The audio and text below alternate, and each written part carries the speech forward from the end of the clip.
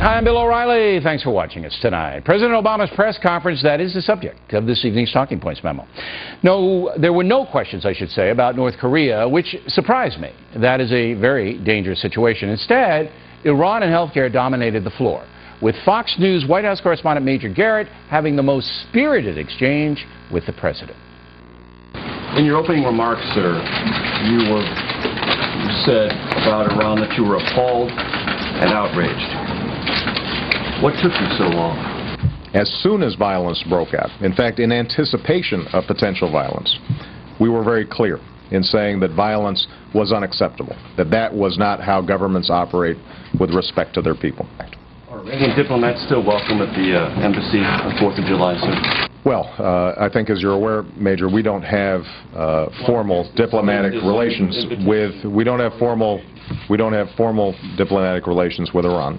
I think that we have said that if Iran chooses a path that abides by international norms and principles, then we are interested in healing some of the wounds of 30 years in terms of U.S.-Iranian relations.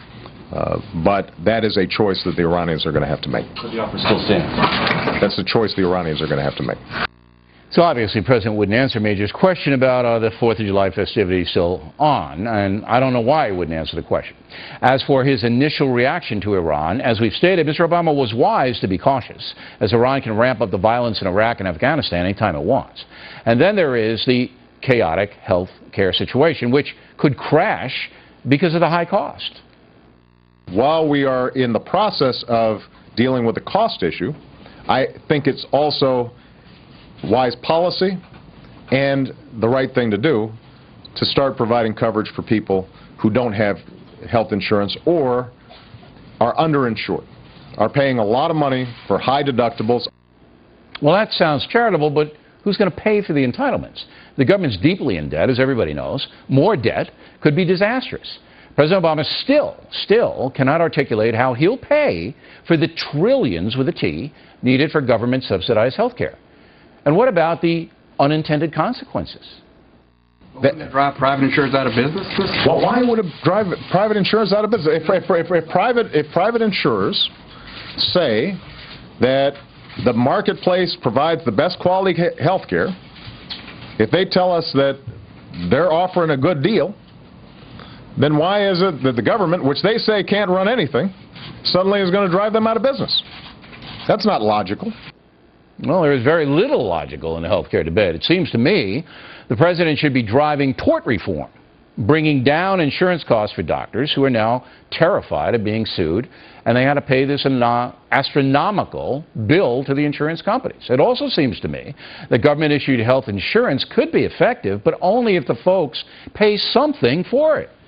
Looking at the numbers, free health care could very well drive the USA into bankruptcy, much like what's happening in California. So, Mr. Obama's health care vision is cloudy, to say the least. Of course, I could be wrong. And that's a memo. Now, for top story tonight, let's bring in Fox News analyst Glenn Beck, who has some thoughts on the Q&A today. Mr. Beck, the author of the new book, yes, Common Sense, which is lacking. It's sadly lacking in Washington. Common sense. There's no common sense in what he just, well, just said. Don't outrun your coverage here. I watched your program today, the Beck Factor, right? Yeah. It's 5 o'clock. The old Beck Factor. Right. You didn't really pay much attention to President Obama in a press conference. No. Why? Because I think that you're hearing the same old from him. I led with a monologue about our government. You know, if they were a parent, he's being abusive, he's an alcoholic, he's in denial. What are we doing? If the government were a parent, all right. They're destroying our education. They're destroying our education system. When vouchers work, they get rid of them. They're spending us into oblivion. Okay, but again, let's not get ahead of ourselves. So you say that President Obama's not even worth listening to? No, he's worth listening to, but I didn't hear anything new there. Did you? He didn't answer. Are we going to have hot dogs on 4th of July with the Iranians? No, he didn't answer the hot dog question. But I thought Major's question was a good one. Major's question was a good one. Right. But the fact that he doesn't answer specifically, and I don't have any beef with how Obama's handled Iran so far, as you might know. But the fact that he didn't answer the hot dog question, yeah, it's interesting. I mean, I just hope that they're at least Hebrew national. I mean, if we're going to serve hot dogs to the Iranians, we got Nathan's here in New York. They're very good. But I'm getting the feeling from the Beck operation. Oh, boy. The Beck operation. The Beck operation on radio and television. Yes. That you don't have any use for Obama at all. No. You don't have any use for the man. No. I respect the office. I respect the office of the... Did you have any use for President Bush? Not towards the end. Not so much. So you didn't have any toward the end for Bush and none for Obama at all? Yeah, my turning point on the government really was the border. The border issue. You can't make the case to me that you care about our security and then you leave the border open. The border was big for us. Well, I understand, but that was the beginning. That was the genesis for me saying, wait a minute, nothing makes sense here. Okay. There's no common sense in any of this. But I'm really fascinated by your take on Barack Obama. Okay. All right. Now, do you feel that he's incompetent? No. I think he's brilliant. I think he's brilliant. I think the way he sees America is kind of like if he were talking to me and he'd say, Glenn, I'm not trying to destroy your marriage. I just see your wife with me. He's not trying to destroy the country. He just has a radically different view. All right, so you think he's a really strong left-wing ideologue? Yes. And he wants to impose what? What is the end game for Barack Obama in Beck's opinion? I'm not sure what the end game is. You're not sure? No. I would say that it is European-style socialism.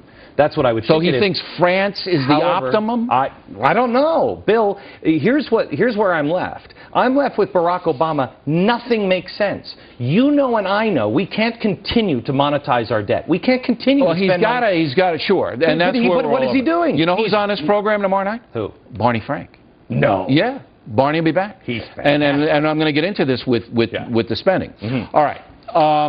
Also, Acorn. You and I are collaborating in Acorn, and we want them investigated. Yes. But Nancy Pelosi and some others in Congress have slapped down a Republican effort to bring a federal investigation of Acorn, correct? Right. Yes. Now, you brought some... Yes, I brought some stuff. I brought some stuff. Let's just say that this is the Acorn house. This is the little funeral home, you know. In New Orleans. In New Orleans. This is the Acorn house. And all the Acorn people are here in the house, okay? They all live together. They all live... Well, it's twisted. But this is Dale Rathke. He's the founder, and this is his brother. Okay. But anyway. Well, don't ask a lot of questions. Not literally. Don't ask a lot of questions. Okay. So they're all in the house. They're all in the Acorn house. Now everybody wants to investigate Acorn. This is what I said about 2-3 months ago. Stop concentrating here. At the house. At the house. Don't concentrate the house. This guy, Dale Rathke, and his brother, Wayne, they're getting into their sports car, and they're driving away. Meanwhile, our government, which says, oh, we're working on all of this, our government is standing over here when the real villains are driving away. Where are they going?